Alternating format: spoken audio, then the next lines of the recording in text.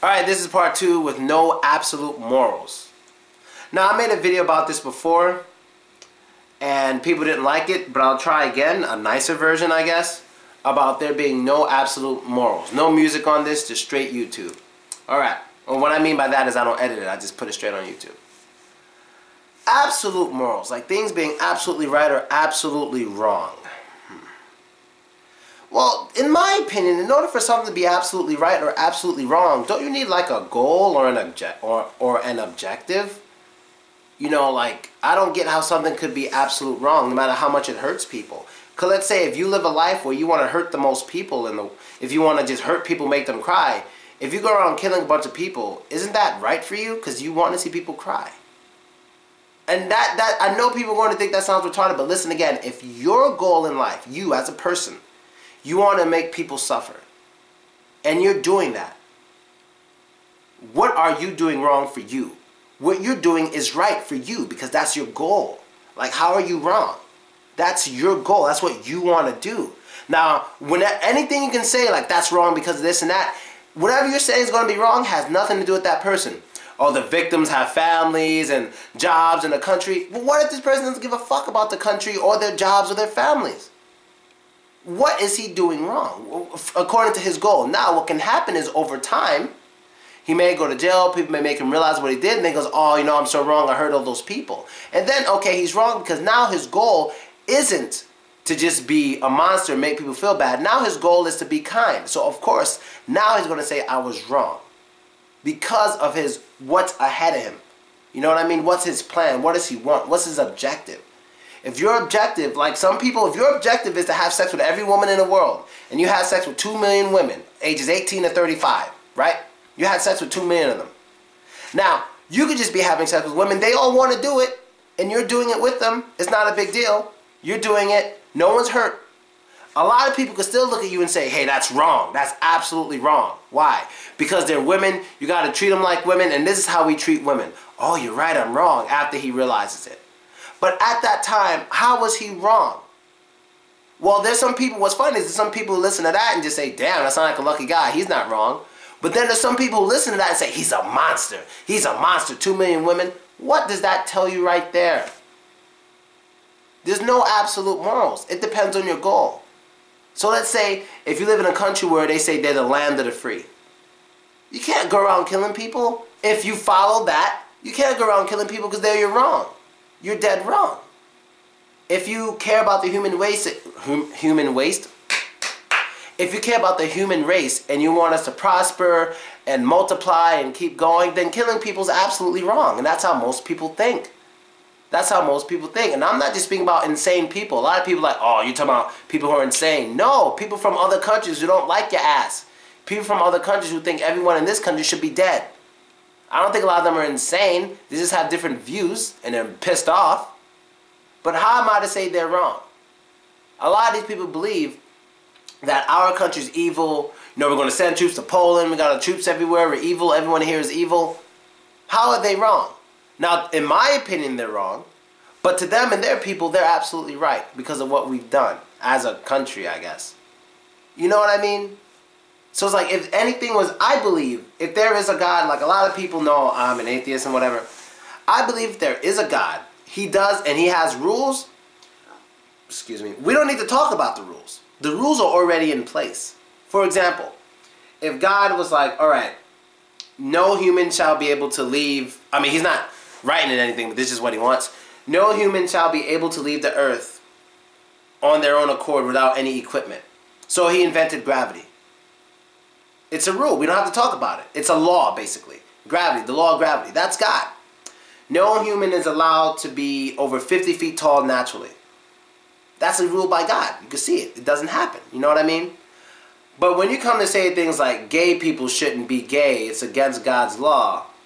That's where I run into problems, because if God's all powerful, why are there gay people? But then they'll say things like the devil. But then the devil has influence over God. But then people say, that's God doesn't control everything because we have to feel pain because it's important for us to know that he loves us, and pain is a way. They come with a lot of stuff. And then finally, when everything else falls, is God works in mysterious ways. Look, people, I'm telling you right now. If there are rules by God, there are rules we can't break. Period. If there are rules by God, there's rules we can't break. I can't power up and become Super Saiyan. I would believe that's a rule by God. If there was a church that believed in a God that created everything, like from a smaller thing, it starts expanding and, you know, life came up. He created it with the purpose of watching us and not interfering, and he made laws. I'd be religious. I'd follow that religion. I'd follow that God. You know, God, this God basically says, hey, do what you want, but everything you do has consequences. I love that God because that's how it seems to be. Like a lot of people believe, oh, you know, people don't do things because, you know, God's going to get them. A lot of people understand that. Oh, please.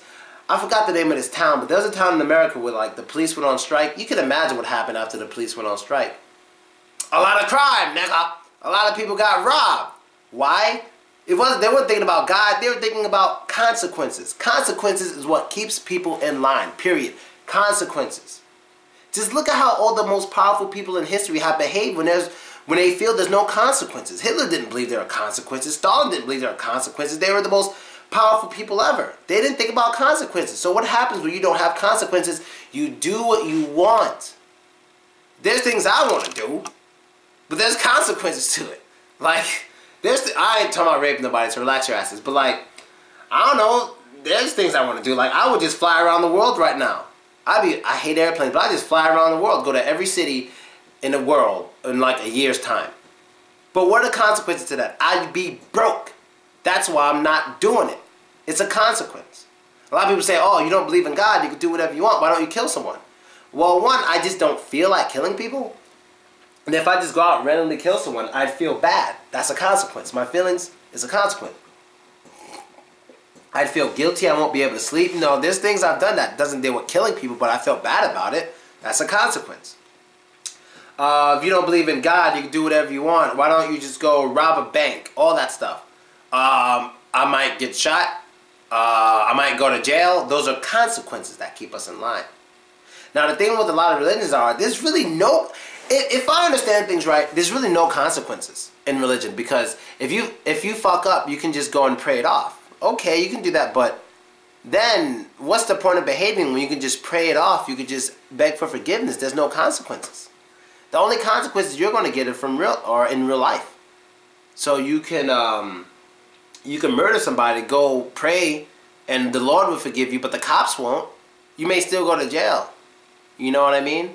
So I think consequences is the only thing that keeps any creature in line. The only thing. Like, I can't imagine if any person watching this video right now could be all-powerful. If you found out you're all-powerful, you could do whatever you... Not all-powerful. Let's just say, like, everyone in the world loved you and listened to you. You think you'll let the world be the same? You think you wouldn't take advantage of shit?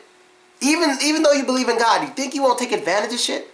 You would take advantage like a motherfucker. You'd have anything and everything you ever dreamed of. And you'd end up doing bad things too. I guarantee you, because there's no consequences. You'd end up doing bad things. Even though everyone loves you, maybe there's one guy who doesn't love you enough, and you tell him to do something, it's like, you know, I'll do it tomorrow. I love you, but I'll do it tomorrow. And you're not used to hearing you do it tomorrow. Everyone's like, chop, chop, yes, sir, yes, sir. And this one guy's like, yeah, you know, I'll do it tomorrow. You're probably like, motherfucker, there's no consequences. You're not going to give a shit. Because there's no consequences. You're king of the world, the most powerful person. You do whatever you want. You're going to change. Same thing like you've got $1 trillion. You're going to change. The less consequences there are involved in your life, the more free you are, period. If you just found out you have diplomatic immunity, don't tell me you won't run red lights whenever you feel like it, whenever it's safe to go. Of course you would. Maybe at first you're like, alright, I'm going to take advantage of this. Then one day you're going to say, I know I've been here for like 2 minutes, alright, let me just go. Then like a week later, you're going to be like, I've been here for like a minute, let me just go. Then like a year or two down the line, nigga, fuck it. You know what I mean? You're just going to go.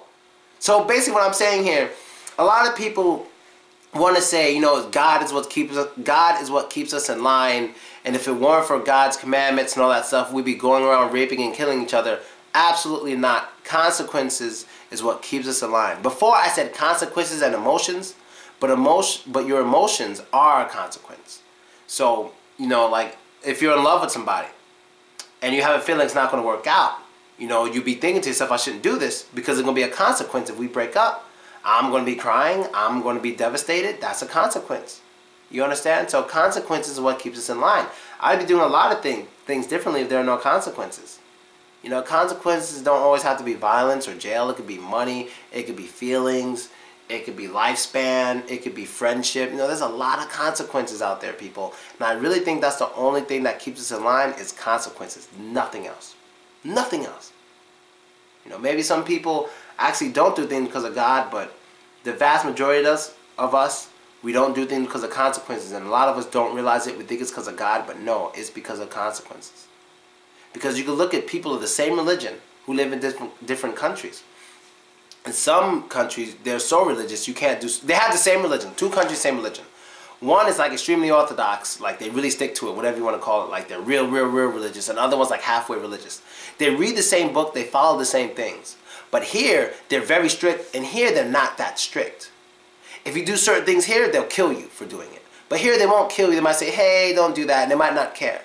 In which place are they more likely to do a little bit of crazy things or do things they're not supposed to do? Over here. Why? Because the consequences are much less. It's the same consequences by God, but the consequences are much less in reality, so to say. You know, in touchable reality. The consequences are much more. And I can prove this anytime. I can prove this anytime. It's how it is. This is a fact. Countries may have the same religion, but the ones who are more loose, they follow the religion with less strictness and shit.